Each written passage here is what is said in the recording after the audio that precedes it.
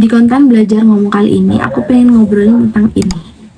Ya, mungkin teman-teman sudah tahu ya berita tentang ini, dan ini viral kemarin gitu. Terkait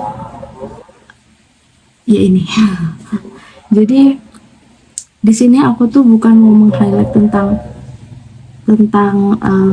kejadian akhirnya, tapi aku pengen meng-highlight tentang living together gitu.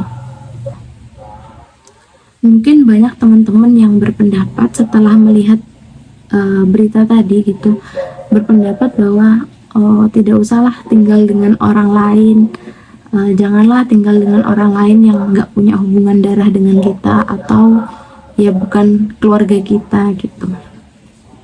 Tapi memang sebenarnya nggak boleh gitu.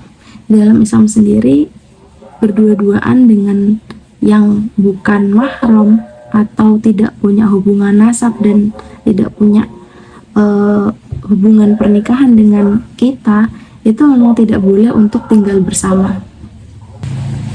Karena kalau melihat berita-berita yang lainnya gitu, kejadian seperti ini tuh nggak cuma dialami oleh orang-orang yang tinggal dengan orang lain yang memang benar-benar lain gitu, nggak punya hubungan apapun, tapi yang punya hubungan keluarga, sebagai ayah atau sebagai ibu, itu juga ada yang sampai akhirnya tuh kejadian yang seperti ini gitu.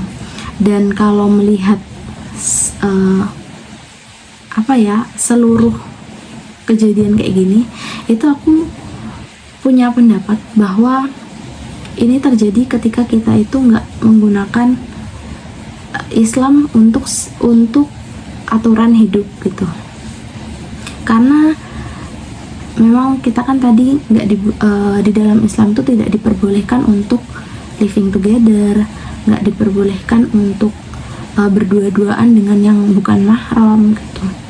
Juga ketika kita nggak menggunakan Islam dalam kehidupan, termasuk bagaimana orang tua kepada anaknya, bagaimana anak kepada orang tuanya, bagaimana saudara kepada saudara yang lainnya, itu kan ada diatur sudah di dalam Islam.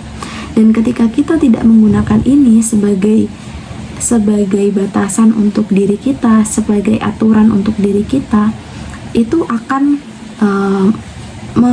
memberikan efek gitu, entah yang seperti tadi, seperti berita tadi gitu efeknya, atau bisa juga memberikan efek entah itu akhirnya seperti bisa berhubungan di luar pernikahan, atau juga pernah mungkin berita yang seorang bapak melakukan seperti itu kepada anaknya, atau hubungan sesama darah, itu kan juga pernah sempat viral. Nah, maka dari itu konklusinya, ketika kita nggak menggunakan agama gitu kan sebagai batasan untuk kehidupan kita, maka akan terus terjadilah kejadian-kejadian seperti ini. Mungkin itu saja di konten ngomong kali ini. Kalau kalian suka, like ya. Thank you.